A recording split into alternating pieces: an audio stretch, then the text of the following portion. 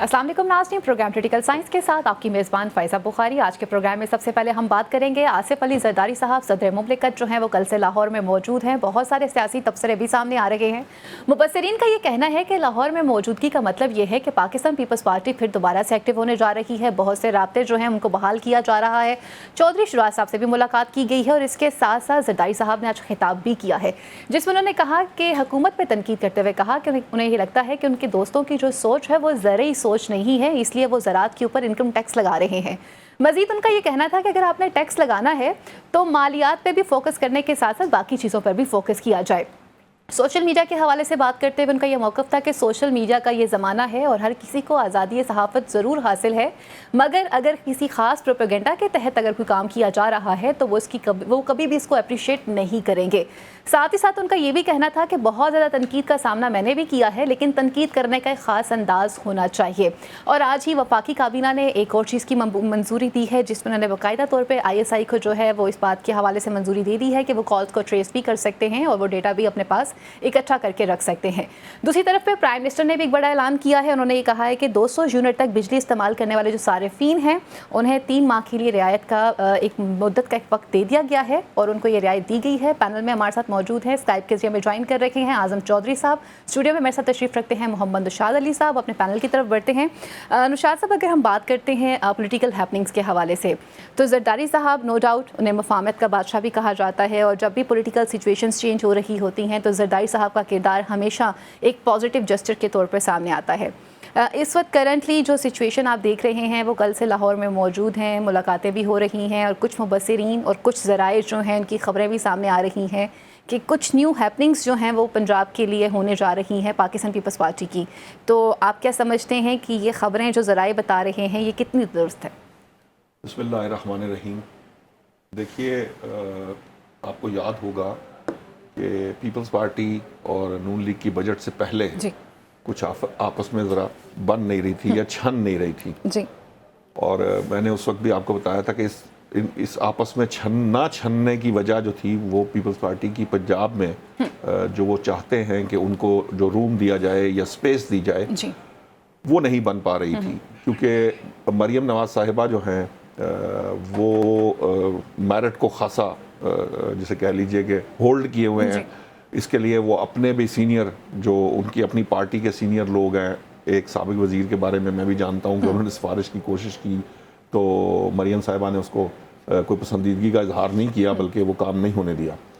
इसी तरह से लेकिन चूँकि पीपल्स पार्टी इत्तेहादी है और जब ये हुकूमत फॉर्म की गई थी तो पाकिस्तान पीपल्स पार्टी ने जो चीज़ें तय की थी, नून लीग उसकी बाउंड है कि वो उनके साथ जो भी कमिटमेंट्स की गई हैं उसको पूरा करें। और उसी के तहत हमारे यहाँ जो पंजाब के अंदर आपको एक ख़बर वैसे दे देते हैं कि एक साहब जो हैं वो वज़ीर-ए-आला हाउस के अंदर पीपल्स पार्टी के जो हैं उन्होंने एक दफ्तर बना लिया है और वो वहाँ पर बैठ गए हैं इसलिए कि ताकि पार्टी के जो काम हैं, जो मामलात हैं, जो उन्होंने चलाने हैं, जो स्पेस वो चाहते हैं वो मिल सके। तो जो बाकी मामलात हैं, ये जो जॉय शुजात से मुलाकात है या दीगर मुलाकातें हैं, वो ज़रदारी साहब जब भी लाहौर में होते हैं तो उनकी कोशिश होती है कि मुलाकात करें। आज भी जब वो तकरीब से खिताब कर रहे थे तो कह रहे थे बहुत से चेहरे यहाँ पर ऐसे हैं जिनसे मुलाकात नहीं हो सकी और ये जो मुल्क के मामलात संभालना बड़ा मुश्किल होता है और मुझे यहाँ देखकर खुशी हो रही है उन लोगों से जिनसे मैं मुलाकात नहीं कर पाया। तो ये मुलाकातें हो जाती हैं। वैसे भी कहा जाता है ना, दोस्त शनास आदमी है। हाँ जी, वो ख़ास से दोस्त शनास भी हैं। लेकिन जो असल बात है, जो गुफ्तगू या मैसेज उन्होंने कन्वे करना था, उसके अंदर जो सबसे अहम बात थी वो ये थी कि उन्होंने जो बड़े जिम्मेदारों पर टैक्स लगने जा रहा है उसको इंडोर्स भी कर दिया है, यानी पीपल्स पार्टी ने उसको इंडोर्स कर दिया है, जिस तरह के पहले तमाम बजट को इंडोर्स कर दिया है। उन्होंने बताया कि ये सूबे लगाएंगे और हम जो है उस सूरत में टैक्स देंगे कि अगर हमें नफ़ा हो रहा होगा, यानी हम सारा जो मामलात होंगे वो सामने रखेंगे और अगर किसी को नफ़ा हो रहा तो वो टैक्स देगा। दूसरी जो बड़ी इम्पॉर्टेंट बात आपने प्रोपेगेंडे की है, देखिए इसमें कोई दो राय हो नहीं सकती, क्योंकि प्रोपेगेंडा जो है ये खबर नहीं होती या प्रोपेगेंडा जो है वो तज्जिया नहीं होता। प्रोपेगेंडा वो एक ख़ास आप जिसे कहते हैं मकसद के लिए ख़ास ऑब्जेक्टिव हासिल करने के लिए आप झूठ सच का सहारा लेकर मुहिम जोई करते हैं, जिसके ज़रिए फिर लोगों की ज़हन साजी होती है। तो ये इस एक मामले के अंदर आपको पता है कि मौजूदा जो इस्टेब्लिशमेंट है, जो सियासतदान हैं, उनकी एक राय है कि इसकी इजाज़त अब नहीं दी जा सकती। सर, इससे इस पर बहुत सारे डिस्कशन कर मसाइल लेते खड़े हो रहे हैं। होते हैं। चौई साहब की तरफ बढ़ते हैं। चौई साहब, अगर हम बात करते हैं आसिफ अली जरदारी साहब के हवाले से, तो जरदारी साहब के इस वक्त का जो दौरा है लाहौर का, उसे आप किस तरह से देख रहे हैं? और पाकिस्तान पीपल्स पार्टी इस वक्त पंजाब में कुछ पोजीशंस के हवाले से आपने भी प्रोग्राम में कई दफ़ा जिक्र किया था, क्या वो पोजीशंस जो हैं उन मामलात को तय करने के लिए ये दौरा रखा गया है, या इसका मकसद जो था वो कुछ और है? बिस्मिल्लाहिर्रहमानिर्रहीम। बहुत शुक्रिया फायजा जी। देखें, जरदारी साहब का जो लाहौर का दौरा है, मैं समझता हूँ बड़ा इम्पोर्टेंट है। जी। वो सिर्फ हैसियत सदर पाकिस्तान की, वो पीपल्स पार्टी के सरबराह भी हैं। बिल्कुल। और देखेंगे उन्होंने जो फारस मीर फाउंडेशन फंक्शन था, प्रोफेसर फारस मीर को सहाफत का उस्ताद समझा जाता है, अहमद मीर साहब के जो बादशाह थे। जी। तो उस तकरीब से उन्होंने खिताब करते हुए आज मीडिया के ऊपर, प्रोपेगेंडा के ऊपर जो गुफ्तगू की, बड़ी मानी खेज है। जी। क्योंकि जरदारी साहब जब पिछली दफा प्रेसिडेंट थे तो उस वक्त 5 साल उनके, जी। वो मीडिया ने उनके 5 साल गुजारने वो मुश्किल कर दिए थे। हर रोज इस प्रोपेगेंडा होता था मीडिया के ऊपर, हर रोज उनकी हुकूमत बनाने की कोशिश की जाती, लेकिन जब सुबह उठते तो पीपल्स पार्टी की हुकूमत कायम होती थी। एग्जैक्टली। अच्छा, वो वाला एक एक्सपीरियंस जो है वो आज उसको के अंदर वो शेयर किया है। दूसरा आ जाता है सोशल मीडिया। देखिए, इसमें तो कोई है नहीं, वो जरदारी साहब कह रहे हो, वो कोई और साहब कह रहे हो, मैं समझता हूँ कि हर ज़ी-शऊर शख्स इस चीज पे मुतफिक है कि सोशल मीडिया का मस्बत की बजाय मनफी इस्तेमाल बहुत बढ़ चुका है। बिल्कुल। उसको ठीक करने की जरूरत है। उसका ये हल नहीं है हम आप मीडियम बंद कर दें, हम एप्लीकेशंस बंद कर दें, हम इंटरनेट पे पाबंदियां लगा दें, सोशल मीडिया की बंदश की तरफ, ये हल नहीं है उसका। बाकी दुनिया भी इस्तेमाल कर रही है। उसका हल यही है कि जिस तरह हम कवानीन की तरफ उस हवाले से बढ़ते हैं, उस ऊपर ऐसे कवानीन बनाए जाए जो सोशल मीडिया के ऊपर वो अप्लाई हो, ना कि वो मीडिया के ऊपर अप्लाई होता है। आप इनका मसला क्या है कि सबसे पहले जब हुकूमत बनाती है कवानीन, तो सबसे पहले मीडिया की नजर दी जाती है। मीडिया के हवाले से मैं आपको बताऊं कि इस वक्त मौजूदा हालात के अंदर मैं नहीं समझता कि कोई भी इलेक्ट्रॉनिक या प्रिंट मीडिया का बंदा कोई ऐसी बात बोल सकता है या लिख सकता है जो कानून के दायरा इख्तियार में आती हो।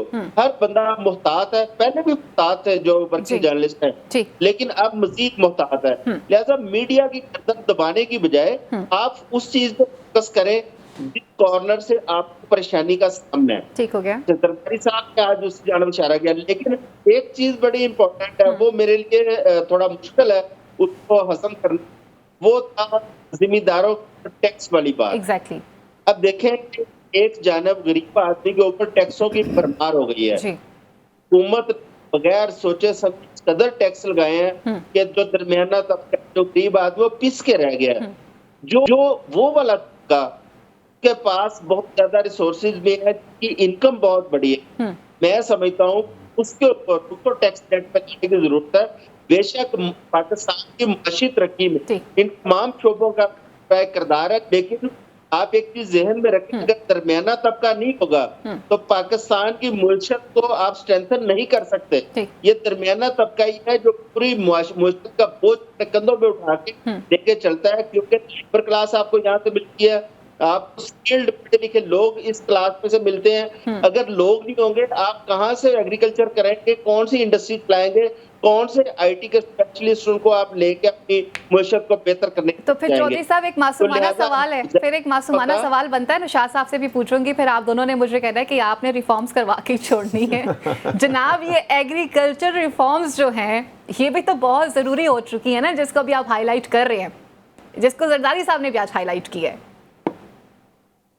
फायदा मुझे ज्यादा खुशी होती है अगर जरदारी साहब आज जो दरमियाना तबका है, सैलरीड पर्सन है, उसकी भी बात करते हैं, क्योंकि मैं समझता हूँ सदर पाकिस्तान की या आसिफ अली जरदारी साहब की हुई बात बहुत मायने रखती है, और उनको भी किरदार अदा करना चाहिए। जो दरमियाना इतने बोझ नहीं बर्दाश्त कर सकता, उसके ऊपर सख्त की जाए और हुकूमत को इस जानब हुकूमत की दूर करवाएं। ये जो दूसरा जो सैलरी शोबा पर्सन है, तो तनख्वाहों पे ऊपर टैक्स रेशो कम करें। ठीक है निशात साहब, अगर हम बात करते हैं, वही मासूमाना सा सवाल है कि रिफॉर्म्स हर तरफ पे ज़रूरी हो चुकी हुई हैं, क्योंकि जैसे जैसे तरक्की करते जा रहे हैं, चीज़ों के अंदर डेवलपमेंट्स होती जा रही हैं, नई चीज़ें सामने आ रही हैं। ये किस तरह से मुमकिन होगा? अगर हम ये सोशल मीडिया के किरदार की भी बात करें, जरदारी साहब ने आज खुद भी कहा कि मुझ पर बहुत तनकीद होती रही है and we must be appreciate Pakistan Peoples Party के इतनी तनकीद होने के बावजूद किसी सहाफ़ी के खिलाफ कोई इस तरह की कार्रवाई कभी उनके दौरे हुकूमत में नज़र नहीं आई थी। लेकिन आज चीज़ें चेंज हो चुकी हुई हैं, सोशल मीडिया प्रोपेगेंडा है जिसको आपने भी मुतअद्दिद प्रोग्राम्स में हाईलाइट किया है। इस प्रोपेगेंडा की रोकथाम के लिए भी अगर कोई स्टेप्स किए जाते हैं तो उसमें भी हमने देखा कि बहुत से पॉलिटिकल चीज़ें सामने आ जाती हैं, जिसको जरदारी साहब भी हाईलाइट कर रहे थे। तो ये इनके इम्पैक्ट्स क्या होंगे आइंदा आने वाले दिनों में? देखिए अभी चौधरी साहब ने आपको जो बात बताई है ना, असल में हमारे यहाँ बड़ी प्रॉब्लम है। ये बात दुरुस्त है कि पाकिस्तान पीपल्स पार्टी ने जो उन पर तनकीद होती थी वो सबसे ज़्यादा उन्होंने बर्दाश्त की है। exactly. उनमें बर्दाश्त का बहुत हौसला है जो शायद किसी और दीगर सियासी जमात में हमने नहीं देखा। लेकिन जो प्रॉब्लम आ रही है ना, प्रॉब्लम ये है, हमारा जो आर्ग्यूमेंट है वो ये है कि देखिए, आपके लिए प्रॉब्लम क्रिएट किया था सोशल मीडिया ने, आपको मसाइल सामना कर रहे थे आप लोग सोशल मीडिया का, आपको उसको पिन पॉइंट करके उसी एरिया के अंदर काम करना चाहिए था। अब हुआ ये है कि उन्होंने सोशल मीडिया के साथ साथ मीडिया, इलेक्ट्रॉनिक मीडिया और प्रिंट मीडिया को भी लपेटने की कोशिश की। हम जब उनसे बात कहते हैं कि हमें खैर उस पर क्या वो मामला, हम तो चूंकि लॉ अबाइडिंग है, जर्नलिस्ट कोड ऑफ एथिक्स के तहत भी काम करता है, हम लोगों की एक पूरा प्रॉपर सीजनिंग हुई है। हम कोई ओवरनाइट उठ के तो हम ना तो हम पैरा ट्रूपर हैं, ना हम कोई वो, हमने रिपोर्टिंग से शुरू किया है और हमने वो 25 साल 30 साल इस काम में गुजार दिए।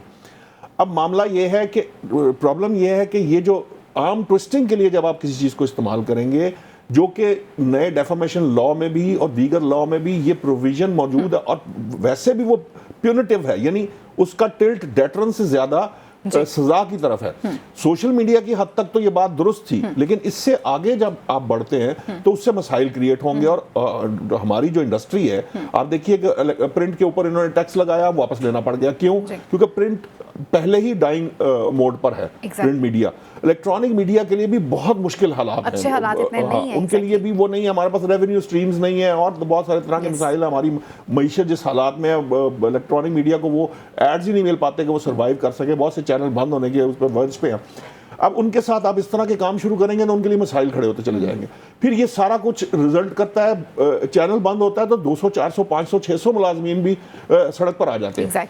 उससे बेरोजगारी पे जो है ना मामला बढ़ जाते हैं, बेरोजगारी बढ़ रही होती है। अब जब हम ये सारी गुफ्तगू करते हैं, हमें मालूम है, ये मैं चूंकि एक साइड पे जब ये बात कर रहा होता तो मैं सबसे ज्यादा इस चीज का हामी हूं कि आप लोग पाकिस्तान पिछले कुछ सालों के अंदर प्रोपेगेंडा विक्टिम बना है। हमारे यहाँ सोशल मीडिया ने जहन साजी की है, गलत की है, ठीक है, उसमें रॉन्ग डायरेक्शंस भी हैं, उसमें बहुत सारी चीजें हैं, उन एरियाज को कर्टेल करना चाहिए था। अब जब ये जो चौधरी साहब बात कर रहे हैं, देखिए जरदारी साहब हों या दीगर सियासतदान हों जो सीजन सियासतदान थे, चूंकि ये एक जमात की तरफ से ज्यादा किया गया, वो उस जमात की तरफ से इसका फायदा लिया गया, तो बाकी जमातें जो हैं वो ये समझती हैं कि ये हमें इसको कर्टेल करना है। अवाम में भी इसकी किसी हद तक एक्सेप्टेंस मौजूद है कि इसको कर्टेल किया जाए। चौधरी साहब भी आपको कह रहे थे कि ये बात दुरुस्त है कि इसको कर्टेल किया। अब मसला ये है कि जब आप इसको कर्टेल करने की कोशिश करते हैं तो आपको मसाइल का सामना भी करना पड़ेगा। ये जो जिस की आप मुझसे बात करती हैं या एग्रीकल्चर रिफॉर्म की जब आप बात करती हैं, हमारे हर सेक्टर के अंदर रिफॉर्म्स की जरूरत क्यों? क्योंकि हमने गुज़िश्ता चंद दिहाइयों से बहुत सी चीजों के अंदर हमारे यहाँ डिक्लाइन है। होना ये चाहिए था कि हम अपनी पिछली जितने भी मामलात थे उसको संभालते हुए मजीद बेहतरी पैदा करके आगे बढ़ते, ये हो नहीं सका। हम पस्ती की तरफ जा रहे हैं, हम डिक्लाइन की तरफ आ गए। अब डिक्लाइन में ये होता है कि आपके पास जो रास्ता है, सबसे बेहतर रास्ता वो यही है कि आप बारी बारी सेक्टर्स में रिफॉर्म्स करते हैं। वैसे तो लोग बड़ी बहस करते हैं कि अगर वो इंडिया की तरह हमने लैंड रिफॉर्म उसको कर ली थी जब इंडिया ने की थी तो हमारे आज ये हालात ना होते। जरदारी साहब चूंकि मैं खुद बड़े जिम्मेदार हैं और जिम्मेदारों का दर्द भी समझते हैं, उस काम को भी समझते हैं, लेकिन उन्होंने कहा कि ये IMF की कंपल्शन है, सो हमें उसके साथ जाना पड़ेगा, लगाना पड़ेगा, हाँ कि लेकिन हम टैक्स उस सूरत में देंगे जब ये करें। सो एक तरह से उन्होंने इंडोर्स भी कर दिया है, साथ क्वेश्चन भी कर दिया, जो एक तरीका कार है आप बात करने का। यही तरीका है सियासी जमातों का आपस में गुफ्तगू करने का, चाहे वो इत्तेहादी हो चाहे अपोजिशन के अंदर, इसी की तरह आप आगे बढ़ सकते हैं। ये एक राइट वे है ना कि आप अपना अगर कोई एहतजाज भी रिकॉर्ड करवाना चाहते हैं तो उसके लिए कायनी तरीका है। ये नहीं हो सकता कि आप सड़कें बंद करके आप एक दूसरे की वो जो है ना बदतमीजी, बदतहजीबी, गालन गलौज या इस हद तक जाके या ट्रोलिंग करके या अगले की जिंदगी हराम करके, सियासत को हमें हदूदो क़यूद के साथ चलाना पड़ेगा ना। उस सियासत के खेल का भी तो कोई ज़ाब्ता अखलाक बनाना पड़ेगा, क्योंकि अगर वो नहीं बनेगा तो आप हमेशा इसी तरह एक दूसरे का गिरबान पकड़ते रहेंगे। ठीक हो गया। अच्छा, ये जो कॉल्स के ट्रेस करने का मामला है, वफाकी काबीना ने मंजूरी दी है ISI को, लेकिन पाकिस्तान तहरीक इंसाफ ने जो है ना इस पे कहा है कि हम चैलेंज करेंगे, इस चीज़ को हम कबूल नहीं कर सकते हैं, क्योंकि अब बात जब रियासत के बचाने की आ रही है, प्रोपेगेंडास की जा रही है, तो वफाकी काबीना के इस फैसले को आप कैसे देख रहे हैं? देखिए, यही वो मसाइल हैं कि हम उसूलों की सियासत नहीं करते। मुझे याद है बानी तहरीक इंसाफ के इस एक मामले के अंदर उनकी जो वो इसको सपोर्ट करते थे, उनका एक इंटरव्यू मौजूद है जिसमें वो इस मामले को सपोर्ट किया करते थे। Exactly. पाकिस्तान तहरीक इंसाफ इस वक्त उसको अपोज कर रही है, पाकिस्तान तहरीक इंसाफ समझती है कि ये दुरुस्त नहीं है, लेकिन ख्वाजा आसिफ ने उसकी फेवर में बयान दिया है, वजीर कानून ने बयान दिया है, उन्होंने अपनी जो भी तौजीहात पेश की हैं उस बहस से मुबर्रा। देखिए, प्रॉब्लम है क्या? प्रॉब्लम ये है, काम तो वैसे भी हो रहा था, बिल्कुल ठीक है। ये जो पीछे कुछ मामला आता है, कम से कम इस सारे मामले के अंदर अगर फर्ज कीजिए कि अगर इसके अंदर हाई हैंडेडनेस ना हो, अगर इसके अंदर आप अपने इख्तियारात से तजावज़ ना कर रहे हो, गिवन उसके साथ इख्तियारात के साथ काम कर रहे हो, तो कम से कम ये रेगुलराइज तो हो गया, पता तो चल गया कि किसने क्या, कहाँ पे किसने करना है। वो जो इस तरह के किसी ने किसने किया आज तक मालूम नहीं है। वो ये हुआ तो वो जज साहब चीखते रहते हैं कि जनाब ये बताएं ये हो किस कानून के तहत रहा है या किसने किया, कोई जिम्मेदारी नहीं लेता। तो कम से कम उस हद तक तो रेगुलराइज हो गया। अब इसके क्या नतीजे निकलते हैं ये मैं अभी आपको असेस करके नहीं दे सकता कि क्या इसके अंदर ये वाकयातन अपने गिवन लिमिट्स के साथ होगा या नहीं होगा। ये आने वाले वक्त जान लेते हैं। आज़म साहब, ये जो वफाकी काबीना ने आज एक मुश्तरका तौर के ऊपर एक मंजूरी दी है कि कॉल्स का जो रिकॉर्ड है और उसका डेटा जो है वो इकट्ठा करना और उसका ट्रेस करना ISI के लिए, और प्रोपेगेंडास की भी बात की जा रही है, वफाकी काबीना के इस फैसले को आप किस तरह से देख रहे हैं? फायदा क्या आप समझती है कि ये इस मंजूरी की जरूरत थी?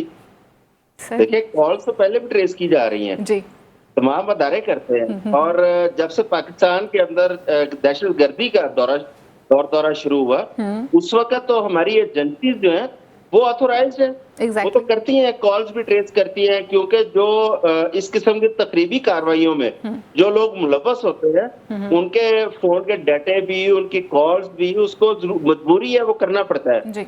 मुझे नहीं समझ आई कि ये खुसूसी तौर पर इसकी जरूरत क्यों पेश आई, क्योंकि ये तो सिर्फ ये हुकूमत ने अपने लिए तनकीद का एक रास्ता खोला है, और ये जिस तरह अज़्म इस्तेहकाम में हम जा रहे हैं, एक ऑपरेशन में जा रहे हैं, उसके अगर हम ऑपरेशन में जाते हैं तो उसके अंदर तो लामहदूद इख्तियारात हमारी लॉ एनफोर्समेंट एजेंसीज के पास आ जाते हैं। एग्जैक्टली, पीटीआई ने वैसे आज कहा है हम इसको चैलेंज करेंगे, ये मैटर कर कबीना की ये समरी है, कबीना का ये डिसीजन। चौधरी साहब, वैसे आज पीटीआई ये कह रही है कि हम इसको चैलेंज करेंगे, हम इसको तस्लीम नहीं करते, हम कोर्ट में जाएंगे। उमर अयूब साहब का ये बयान था। मैंने इसीलिए अर्ज किया है कि हुकूमत ने अपने लिए बिला वजह तनकीद का एक रास्ता खोला है, इसकी कोई जरूरत नहीं। ये तो एक कुछ चीजें ऐसी होती हैं जो फ्लैग करने वाली नहीं होती, जो बाकायदा काबीना मंजूरियों और नोटिफिकेशन में नहीं जाती। क्या लॉ एनफोर्समेंट एजेंसी को पता चलता है कि एक तंजीम का दहशतगर्द यहाँ को कार्रवाई कर रहा है, तो क्या वो पहले हुकूमत से इजाजत लेने के लिए चाहेंगे कि हम उसकी रिकॉर्ड कर लें? उनके पास इख्तियार होंगे तो वो करेंगे।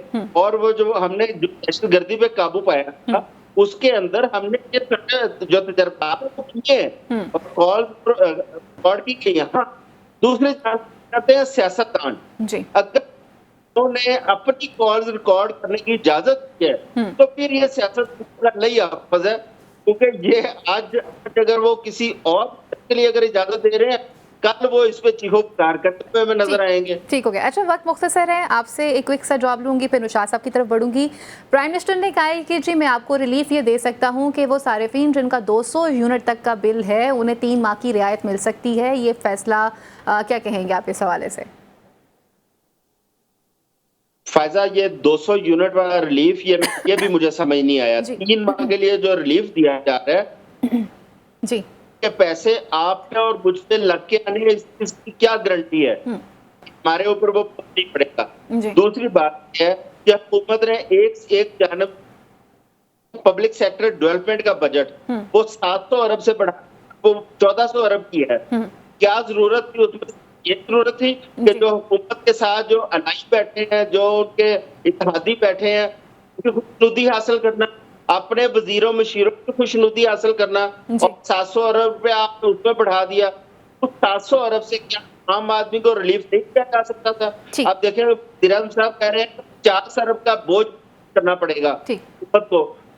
एक तरफ आपने 700 अरब रुपया एक्स्ट्रा दे दिया पब्लिक डेवलपमेंट, एक तरफ हम कहते हैं हमारी मईशत कमजोर है, हमारे पास पैसे नहीं है। दूसरी जानब आप अपने पार्लियामेंट को सिर्फ खुश करने के लिए इतना बड़ा बजट दे इतना पैसा उधर लगा रहे हैं, और आपके मुल्क की 24 करोड़ आवाम जो है वो मुश्किलात का शिकार होगी। बिजली के बिल ज्यादा आ रहे हैं, उसी पे टैक्स ज्यादा चढ़ गया।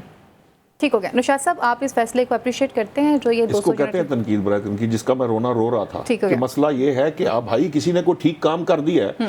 अगर 200 यूनिट वाले को फर्ज कीजिए ये पाकिस्तान तहरीक इंसाफ करती तो हम वाह वाह कर रहे होते, क्योंकि ये बुग़्ज़े नून लीग है कि उसने कर दिया है तो हमने हर हाल में क्रिटिसाइज करना है, चाहे कुछ भी करो। भाई लोग रो रहे थे, पिट रहे थे, उनके लिए 3 माह की पेंडिंग की 50 अरब की सब्सिडी रख दी। जो 1400 अरब वाला मामला आप सुनते बजट में तकरीर में ये बताया गया था कि ये जो तरक्याती बजट है इसको थोड़ा सा बढ़ाया इसलिए गया है, ये कंटेन भी किया जाता।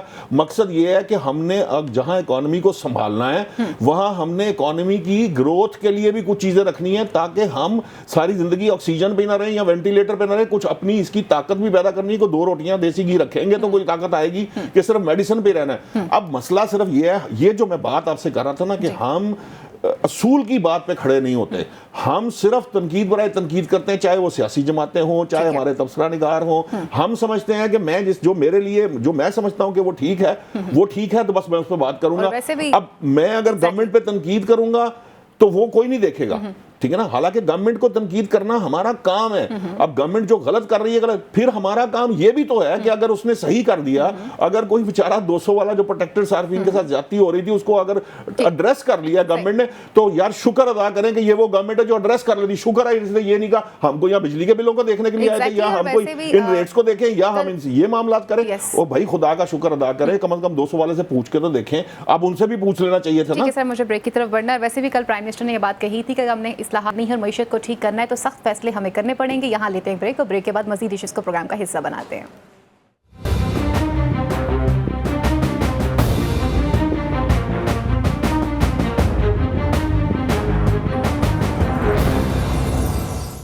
जी वेलकम बैक नाज़रीन। अब कुछ बात करते हैं मखसूस नशिस्तों के हवाले से। सुन्नी इत्तेहाद कौंसिल का ये केस चल रहा है। अब तक इस पर क्या फैसला होना था, फैसला जो है वो महफूज कर लिया गया है।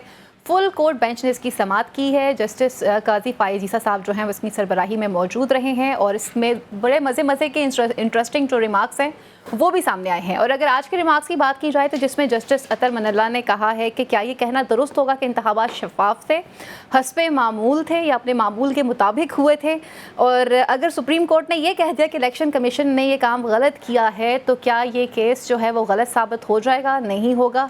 रिमार्क्स बड़े ज़बरदस्त रहे हैं। सुन्नी इत्तेहाद कौंसिल जो है मखसूस नशिस्तें चाहती है, फ़ैसला महफूज हो चुका है, क्या फ़ैसला होगा और इसके बाद जो है क्या अगर उनकी फेवर में ये फ़ैसला आ जाता है तो क्या हुकूमत को इस पर कोई असर होगा, नहीं होगा, हुकूमत मुतासिर होगी, नहीं होगी। एंड सेकेंडली फवाद चौधरी साहब जो है उनका नाम जो है आर्जी तौर के ऊपर ECL से निकाल दिया गया है। तो नुशाद साहब, अगर हम बात करते हैं सुन्नी इत्तेहाद कौंसिल के हवाले से तो ये फ़ैसला तो महफूज कर लिया गया है, लेकिन इस सारे केस की जो प्रोसीडिंग रही है उसमें रिमार्क्स बड़े इंटरेस्टिंग रहे हैं। दोनों तरफ से दलाइल भी बड़े ज़बरदस्त आते रहे हैं। सलमान अकरम राजा साहब जो हैं कुछ जगहों के ऊपर उनके पास जवाब मौजूद नहीं थे। एक तो सबसे पहले ये बता दीजिए, अगर ये फ़ैसला आ जाता है सुन्नी इत्तेहाद कौंसिल की फेवर में तो क्या ये हुकूमत के ऊपर असरअंदाज हो सकते हैं, उनकी साख को नुकसान होगा? अच्छा, ये मैं आपके इस सवाल का जवाब सबसे आखिर में दूंगा। जी प्लीज़। देखिए समातें जो अब तक हुई हैं, जी। एक बात तो जो नज़र आ रही है वो ये है कि इसका जो भी फैसला आएगा वो स्प्लिट होगा, एग्जैक्टली। यूनानिमस शायद नहीं होगा। दूसरी बात यह है कि देखिए प्रॉब्लम है कि अब जो भी सुप्रीम कोर्ट तशरीह करेगी उसके पास ये इख्तियार है। असल मामला सिर्फ और सिर्फ इस बात का है कि जो आज़ाद अरकान, क्या आज़ाद अरकान जो हैं वो कोई पार्लिमानी पार्टी तश्कील दे सकते हैं, उसकी तशरीह किस तरह से है। और जो सबसे बड़ा मसला है वो ये है कि जो रिज़र्व सीट्स हैं, अगर एक साइड पे ये कहा जाए कि रिज़र्व सीट्स जो है वो किसी और जमात को नहीं मिलनी, तो वहाँ पर एक बड़ा प्रॉब्लम ये आ रहा है कि रिज़र्व सीट्स की एक स्कीम है जो आइन ने दी हुई है और उसका एक मकसद है ख़वातीन और अक़लियतों की शमूलियत का। तो वो किस तरह से इंटरप्रेट होगा, उसकी क्या तशरीह होगी कि अगर वो इन जमातों को ना दी जाएँ तो फिर वो किस तरह से वो दी जाएं, क्योंकि असम्बली का वो जो ये नशिस्तें हैं, मखसूस नशिस्तें खाली नहीं रखी जा सकती।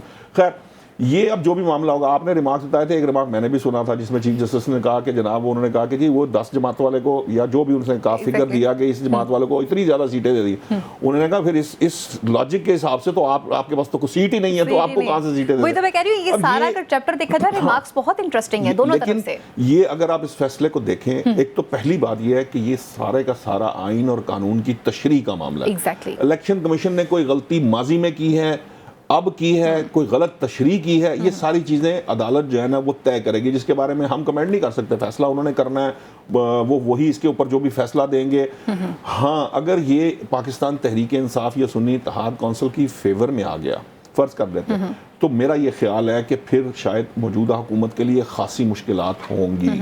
अगरचे कि इससे हुकूमत के हटाने वाला मामला नहीं है कि इससे हुकूमत हट जाएगी या हुकूमत को सिर्फ 2/3 अक्सरियत होने ना होने का मामला है। लेकिन अदरवाइज भी जो एक सियासी जो उसकी जैसे कह लीजिए कि जो इम्प्लीकेशन होगी वो हुकूमत के लिए खासी मुश्किल हो जाएगी। और अगर ये हुकूमत के हक में आ जाता है तो फिर उस जो सुन्नी इत्तेहाद कौंसिल है या पाकिस्तान तहरीक इंसाफ है उसकी मुश्किलात वैसे ही जारी रहेंगी जिस तरह से वो मौजूद है, या वो उन्हीं हालात के अंदर वो आगे चलते चले जाएंगे। ठीक है आज़म साहब, आज दलाइल जब चल रहे थे बहुत से रिमार्क्स गुजरे हैं, उसमें एक रिमार्क्स और है जिसमें जस्टिस अतर मनल्ला ने ये कहा है कि बल्ले का निशान का फैसला आने से पहले हामिद रजा जो हैं वो पीटीआई के नामजद थे। इलेक्शन कमीशन ने गलत तशरीह की जिस वजह से ये तनाज़े पैदा हुआ। इलेक्शन कमीशन बतौर आईनी इदारा अपनी जिम्मेदारी मुकम्मल करने में नाकाम रहा है। ये आज के रिमार्क्स में एक रिमार्क्स ये भी शामिल है। तो ये क्या आप समझते हैं कि इलेक्शन कमीशन के खिलाफ भी आइंदा आने वाले दिनों में मजीद कोई कार्रवाई हो सकती है जहां जहां उनके फेलियर्स रहे हैं?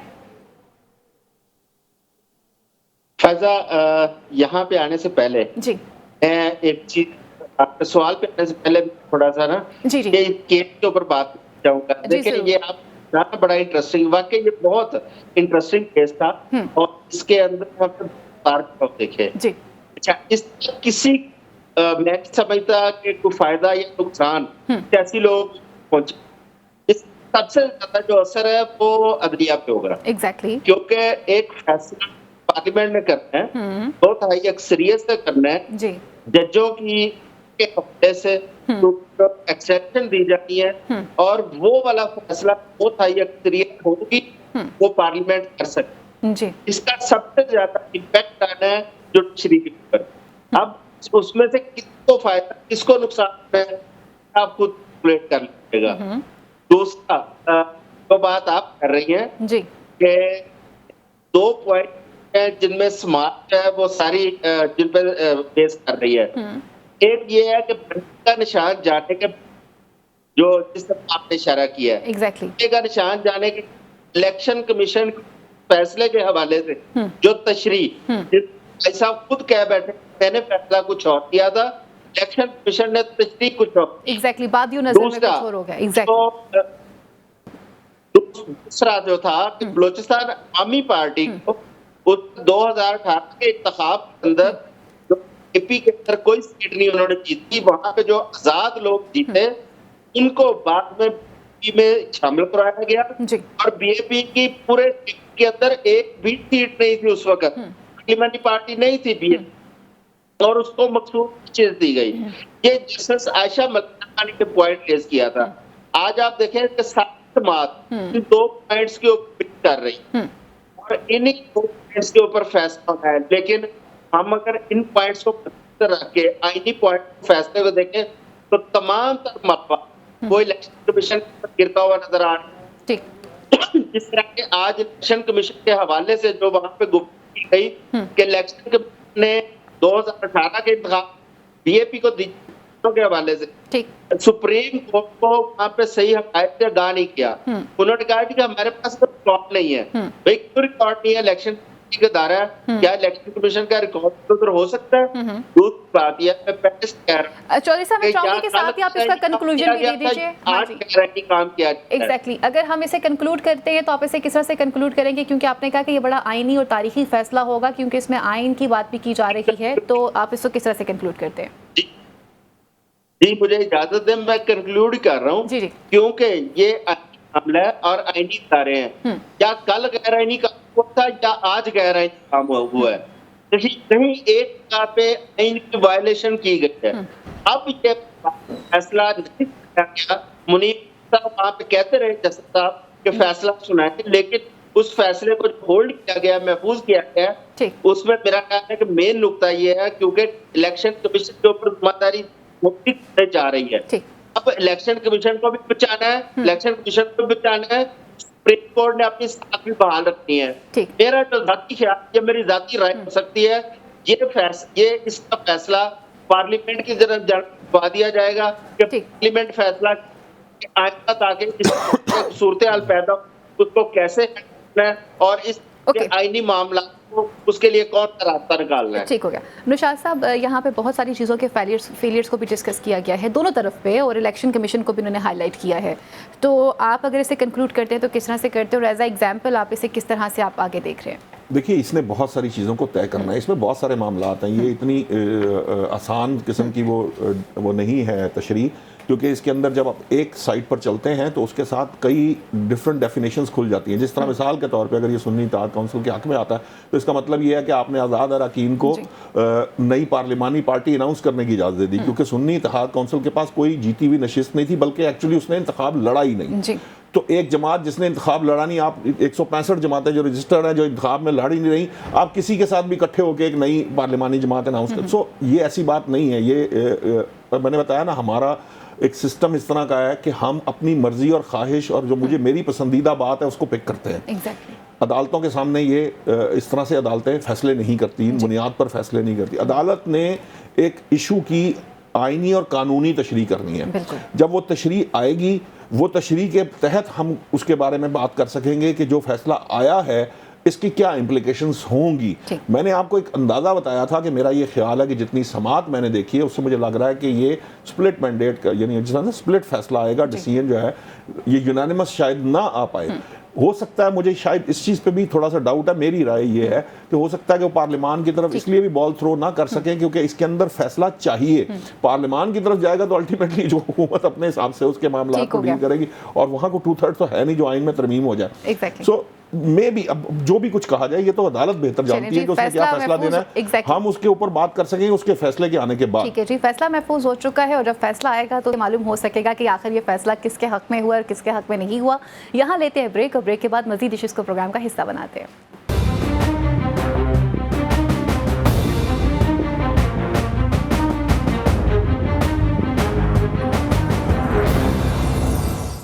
जी वेलकम बैक नाज़रीन। आप कुछ बात करते हैं ईरान के नौमुंतखब सदर के हवाले से। Prime minister of Pakistan Shahbaz Sharif साहब ने टेलीफोनिक रब्ता किया है और मसूद पज़ेश्कियान को मुबारकबाद भी दी है नया सदर मुंतखब होने पर, और इसके साथ साथ वहाँ की जो सुप्रीम लीडरशिप है आयतुल्लाह खमनाई साहब, उन्हें भी मुबारकबाद भी दी है और नेक ख्वाहिशात का इजहार भी किया है।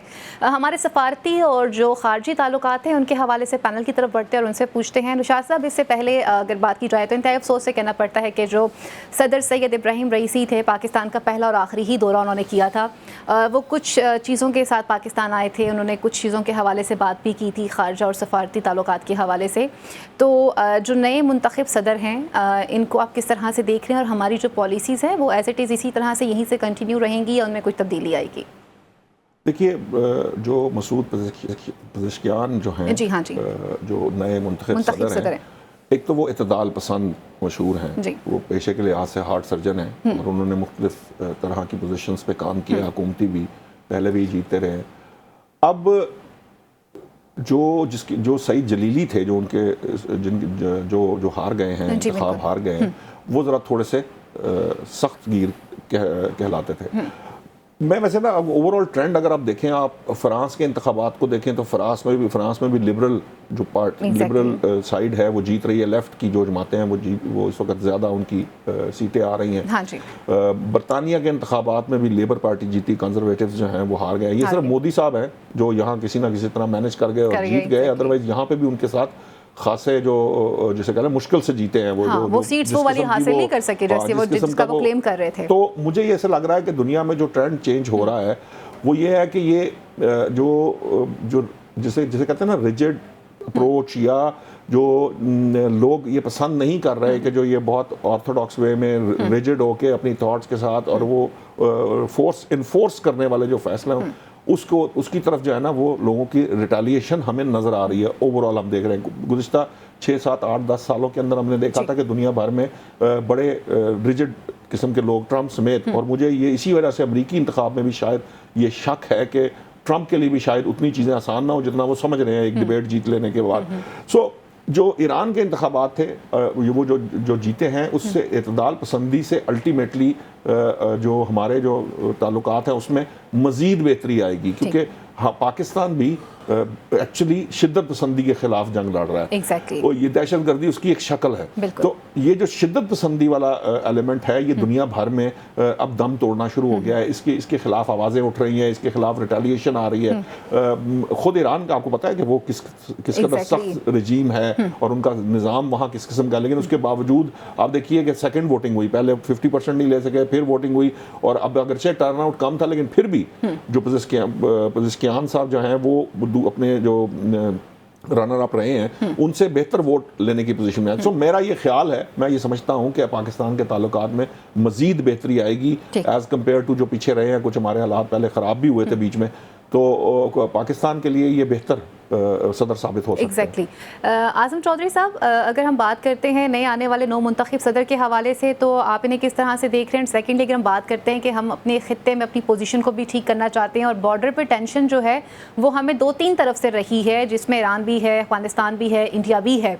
तो हमारे सफारती और ख़ारजी ताल्लुकात जो सदर इब्राहिम रईसी मरहूम जो हैं जिन पॉइंट्स पर छोड़ के गए थे एज इट इज़ वहीं से कंटिन्यू आप देख रहे हैं इन चीज़ों को? जी फायदा, एक तो ये जो नए प्रेसिडेंट मुंतखब हुए मसूद पज़ेश्कियान, इनका नाम बड़ा मुश्किल है। हाँ जी, पज़ेश्कियान एग्जैक्टली अदा करने में मुश्किल है।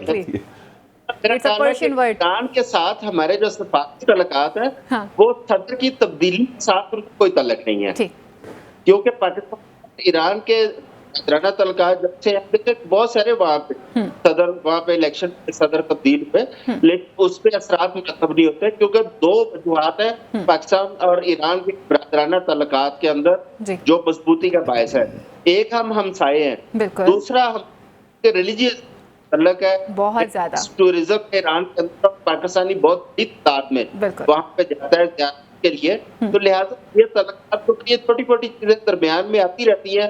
ये कभी सिक्योरिटी फोर्सेस के दरमियान की झड़प होगी या पैदा होगी, ये तो रूटीन की चीजें हैं। मैं नहीं समझता कि ये इतनी इंपॉर्टेंट है कि सफारती तल्लुकात पर ये हावी है। अच्छा, एक बड़ी इंटरेस्टिंग चीज मेरे आई, क्योंकि ये जो सदर साहब है ये 8 सब्जेक्ट है, अभी 4 साहब कर दिया जी। अब देखिए हमारे सदर साहब थे वो डेंटिस्ट एग्जैक्टली सॉरी जी। अपनी रिटायरमेंट के बाद मैंने एक तस्वीर देखी तो वो मरीजों को चेक कर रहे थे, प्रैक्टिस उनकी चल रही है। होना ऐसे ही चाहिए बिल्कुल। वो सदर या वज़ीर आज़म है जिस मुल्क में मुंतखब हुआ है, जहाँ की अवाम ने उसको इज्जत दी है, उस अवाम की खिदमत करे, वहीं रहे बिल्कुल। यहाँ पे हम क्या है कि जब टूर खत्म होता है हमारे अक्सर जो है ना सदूर वज़ीर आज़म ब्यूरोक्रेट्स वो छोड़ बाहर भाग जाते हैं। अब ईरान के लोग ये बड़ी खूबसूरती है, ईरान के लोग अगर आप इनका भी घर अगर आप देखें तो आपको पता चलेगा कि बड़े छोटे मुनासिब से घर रहते हैं। इब्राहिम रईसी साहब का भी घर बहुत छोटा था एग्जैक्टली। वो भी यूनिवर्सिटी में प्रोफेसर भी थे और फिर खादिमीन इमाम रज़ा इस्लाम के हरम में भी वो शामिल थे, उसके भी वो सरबराह रहे हैं। अपने आज भी ये जरूर करते होंगे, ईरान के लोगों की है। और मेरा ख्याल है कि पाकिस्तान के तल्लुकात साहब को बात को आगे बढ़ाता हूँ, मैं एग्री हूँ कि तलकात आगे जाएंगे, क्योंकि इस वक्त दुनिया में वैसे भी आप देखें कि एक जो ब्लॉक है हमारे, उसके साथ इस वक्त ज्यादा निपटेंगे जिस ब्लॉक के साथ ब्लॉक का हिस्सा है, जिसमें रशिया, चाइना, ईरान, ये तमाम ममालिक हैं। तो मेरा ख्याल है कि हमारे के साथ आइडियल तलकात होंगे, और जो साबका सदर पाकिस्तान के साथ जो उन्होंने वादे या जो मुआहदे जेर तकमील है, कुछ आगे बढ़ेंगी।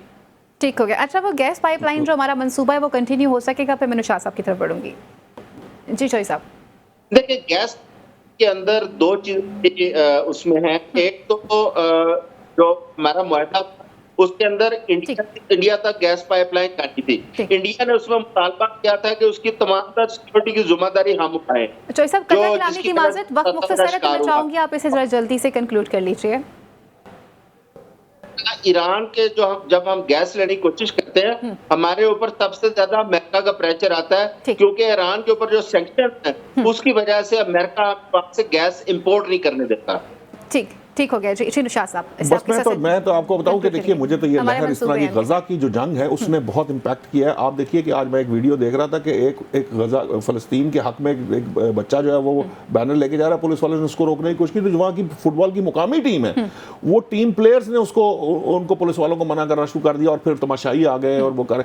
सो मैं जो आपको कंसेप्चुअली बता रहा था कि जो रिजिडिटी और वॉर और जंग और ये इस तरह की जो अप्रोच थी उसके खिलाफ रेजिस्टेंस नजर आ रही है मुझे ओवरऑल दुनिया के अंदर। और ईरान के साथ जो मामलात हैं, ईरान भी अब जो है गजा के ऊपर अपना पूरा स्टांस लेके खड़ा है।